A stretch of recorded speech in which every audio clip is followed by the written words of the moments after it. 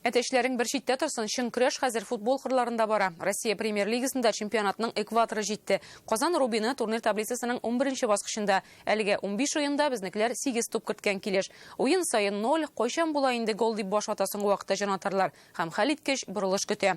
Уақытында туры келіп тұра. Әне Қазан арена стадионы Буатнадан исемен өзгертіп, Акбарс банк аренаға әйләніп қойды. Бәлки бу да үзгәреш чорыдыр. Команданың уңыш ачкычы койда яшерелгән. Алга таба ойын стратегиясын тренерлар штабы ниде күрә. Бүген Казанда узган очрашуда Рубин хәлне үзгәртә алдымы? Илдар Сафиуллин шул сорауларга футбол белгечләре, уенчылар, жанатарлар белән бергә җавап эзләде.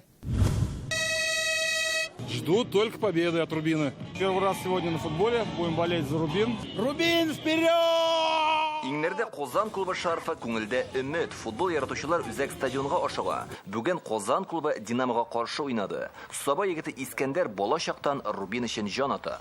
Минем инде элеккечә өметләр Рубин безнең җиңәчәк. Һәр вакытта аңа җиңү ялларга без ярдәм итәчәкбез. Менә ул Рубин клубы базасы бүгенге уен алдыннан күнегүләр һәр көндәшнең йомшак һәм көчле якларын күз уңында тотып әзерләнәләр. Мы работаем в штатном режиме. Чемпионатка нәтиҗәне без сезон ахырында ясаячакбыз. Нәтиҗәләр без теләгәнчә түгел, без алга барабыз. Без алдагы уеннарга әзерлек гадәти рәвештә бара. Динамо командасында яңа баш тренер килгәч, анда үзгәрешләр күзәтелде. Бу гадәти күренеш, андагы үзенчәлекләрне беләбез. Баш тренер яңа булса да, футболчылар шул ук. Без дә узган уеннардан чыгып күнегүләр ясыйбыз.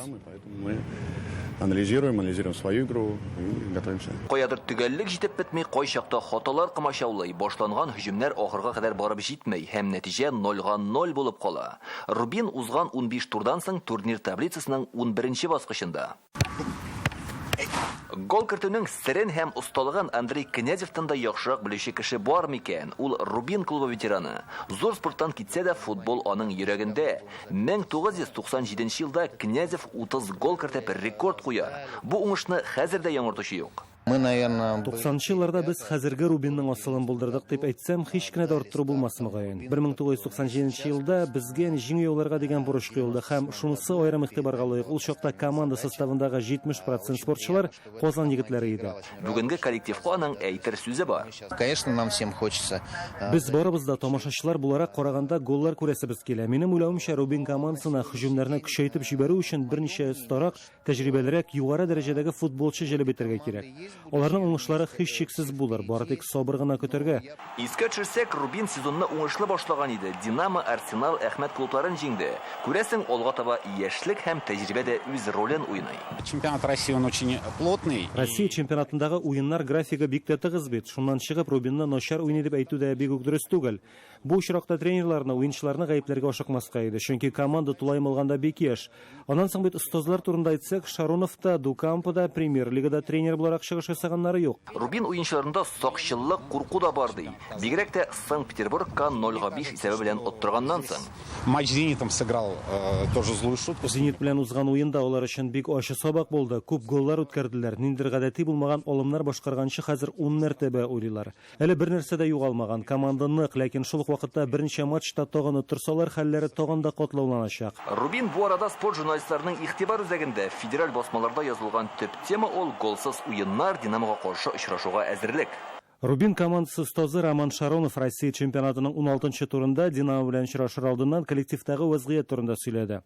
Нәтиҗә канәгатьләнерлек түгел, күбрәк голлар оештырырга кирәк, без алга барабыз диелә. Премьер-лига кысаларында узган 15 турда Рубин 8 гол керткән. Бу Россия чемпионатында иң түбән күрсәткеч.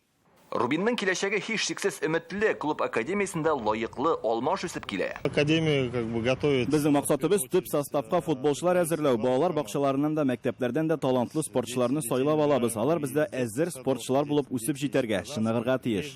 Катлаулы хәлләр заманында Мәскәү Динамосында да булды. 3 ел элек алар үз тарихында беренче мәртәбә премьер-лигадан төшеп калды. Милли футбол лигасында чыгыш ясап, кабат дәрәҗәле дивизионга чыктылар. Бүген үзәк стадионда узган очрашуда Рубин уңышка ирешә алмады. Мәскәү Динамосы 1-0 исәбе белән җиңү яулый. Рубин командасына кышкы тәнәфескә кадәр тагын 3 уен үткәрәсе калды. 23 ноябрьдә Казан командасы Санкт-Петербургның Зенит футболчыларын үзәк стадионда кабул итәчәк. 30 ноябрь көнне безнекеләр кунакта Грозный командасы белән уйный. 8 декабрьдә исә Сочида көйсен ашачаклар.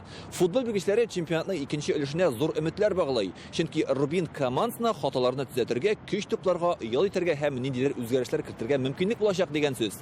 Ләкин шул вакытта көндәшләрнең дә вакытны заяга уздырып тудырмауын истән чыгармаска кирәк. Илдар Сафиуллин, Александр Лобанов, Данил Филатов, Ишат Мөхәммәтов, Яңа гасыр каналы.